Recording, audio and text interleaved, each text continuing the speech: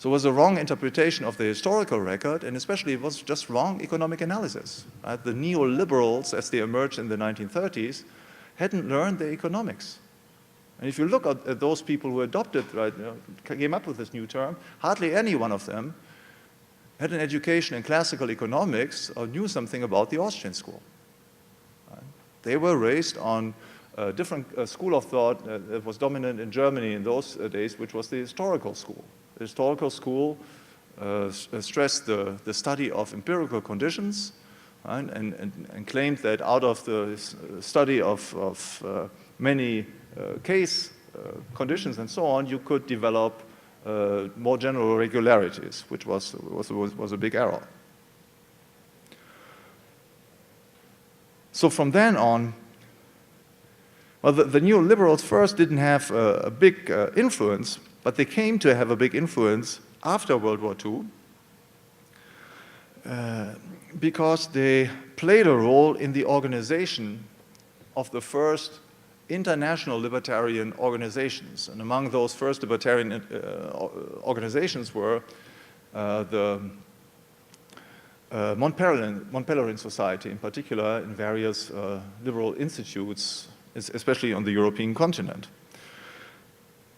So the line stretched by the Mont Pelerin Society, so in the Mont Pelerin Society, then you had a confrontation between the neoliberals on the one hand, people like Wilhelm Röpke, Alfred Müller-Armack, and others, and then the representatives of the Austrian school, Friedrich von Hayek and Ludwig von Mises on the other hand. So it was not a unified front against the forces of socialism, but Mises and Hayek realized perfectly well, and Mises much more than Hayek, that ultimately the neoliberals had a completely wrong conception about the conditions of liberty in a well-ordered society, and therefore fought these conceptions. Mises never called himself a neoliberal, and he was a liberal of the old sort, right? The 19th century type liberalism, by which he meant essentially the type of liberalism that could be traced back to Adam Smith and the classical economists, not the type of liberalism that could be traced back to the French Enlightenment.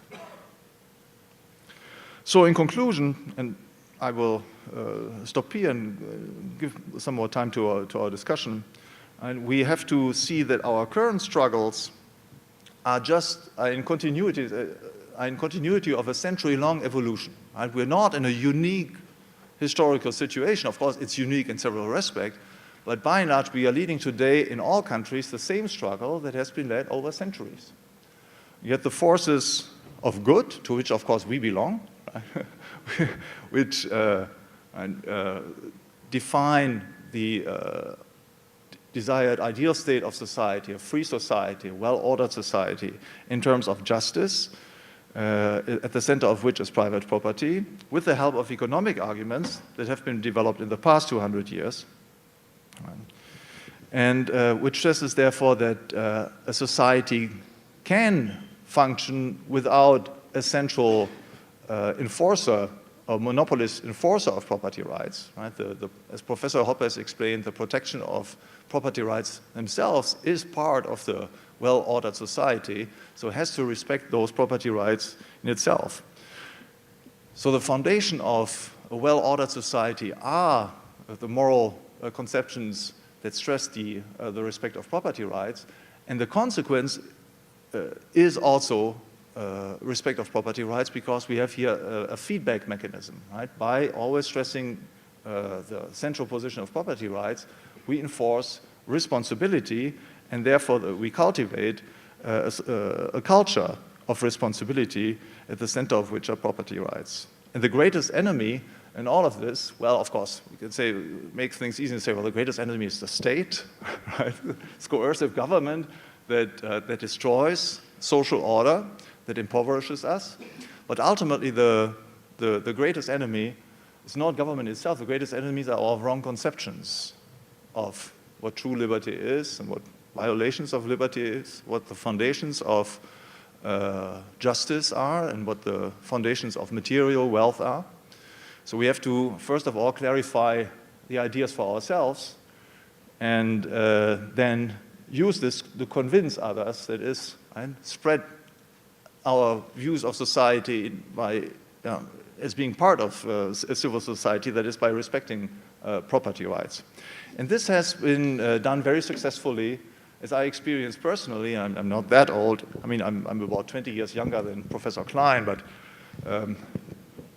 even in the past 15 years, I've seen enormous progress in all countries which I've traveled for the cause of liberty, and which can rely on these powerful ideas that we've heard already expressed at this conference, about which we will learn more tomorrow.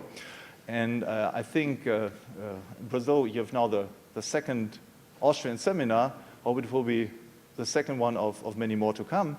And it's clear that these ideas, I have no doubt about this, that these ideas will steamroll this country, right, exponentially. At the beginning, slope, right?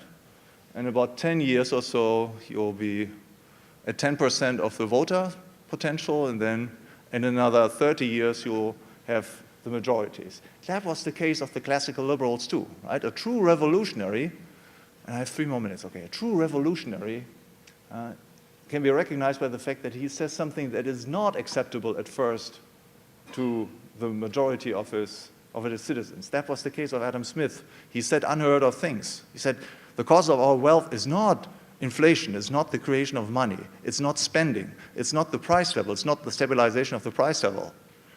The true causes of our wealth are capital accumulation, savings, a frugal life. Then all politicians at the time said, oh, are you crazy? We're saving? You mean not spending? Right? And of course they were not open to this kind of ideas, but after 60 years they were at the point of being the majority opinion in England. It eventually became majority opinion in other countries as well. Right? And the same thing I expect also to be the case in the 21st century, which I expect to be the century of the cause of liberty. Thank you for your attention.